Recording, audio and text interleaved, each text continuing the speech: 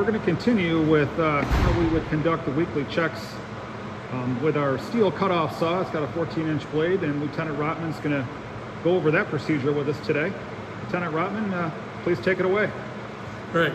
After you take it off the truck, you kind of look at it to make sure how clean it is and stuff like that. You know, you kind of look to see if any vents are dirty, how the blade is. The blade we use in this is a multi-purpose blade.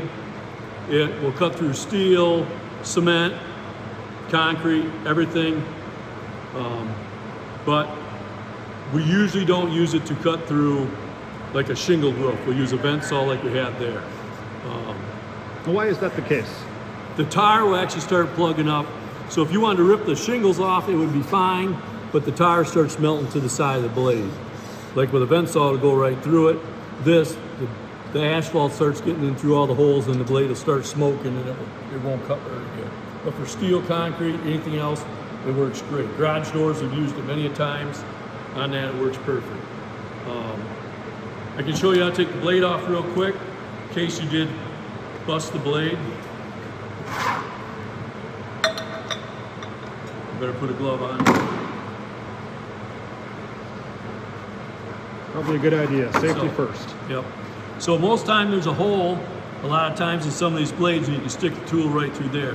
This one doesn't have the hole, so I'm just going to grab it with my hand, and then I'll twist it loose.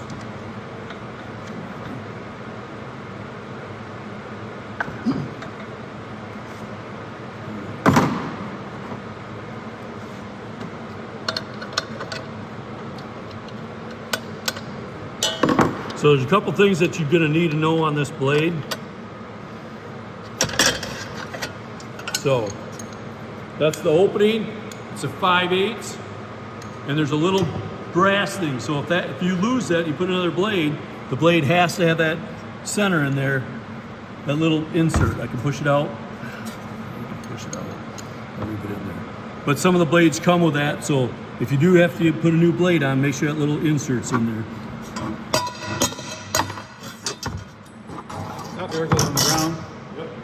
Of course, that's going to happen. Yep. It's right here. Here's the insert. So when you buy these blades, they'll have the bigger hole in it. It's a 1 inch. Then stick your insert back in it, and we're ready to go. So a new blade isn't necessarily going to come with an insert. Is that what you're saying? Yep.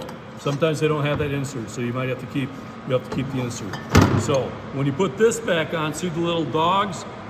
They're lined up right here on this. So when you put this on, you're going to see it won't fit. You have to twist it around until it locks right on there. You'll feel it drop right down on there. So take your blade. This one doesn't have a forward or reverse on, doesn't matter. But it's got an arrow. This should be the outside. That's best on this. So put the blade on. Line your little dogs up. Here's your nut.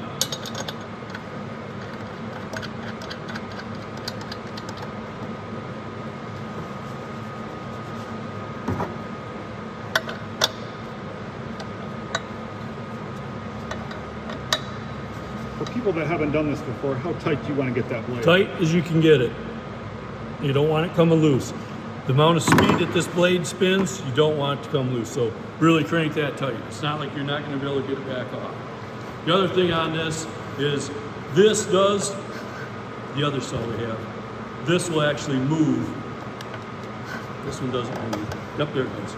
So this will move so you can go up and down when you're cutting. So if you have to cut up high, it moves a little stiffer than it. Some have a little lock right here. This one doesn't. This one's just, you're gonna have to manually put it on. If you're gonna use, say you're gonna use it, it does have an adapter on. If you're gonna use it to cut cement and you didn't want sparks, even steel, you could up a little guard nose here to the connection, and then it will mist a little bit of water on the blade so it gets rid of sparks and dust and stuff. We hardly ever use that. We don't have time. So another thing you're looking for it, check your fuel. Needs a little bit. We use a pre-mixed fuel all the time just for simpler for everybody in the apartment to use. And can we spin that around so we can get a better view of that? We use 50-to-1. It's a pre-mix. If you're not going to use the pre-mix, then just make sure that use what your saw says you have to use. Ours says 50 to 1, and that's what we use in all our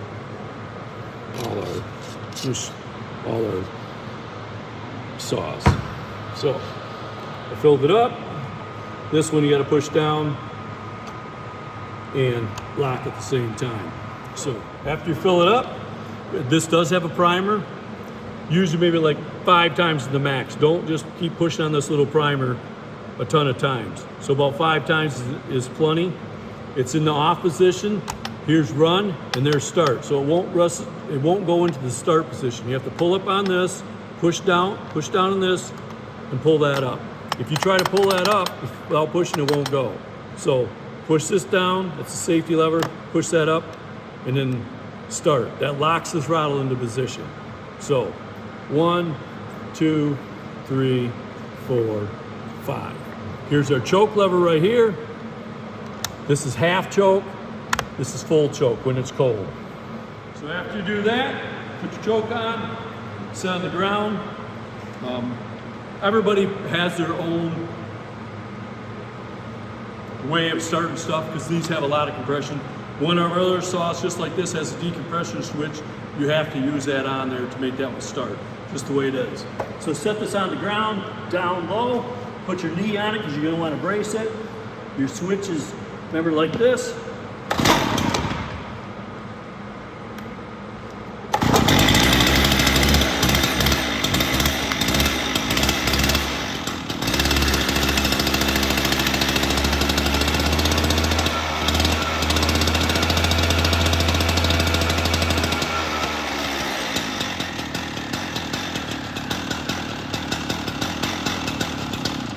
So keep revving it up, take your choke off until you get no smoke coming out of it.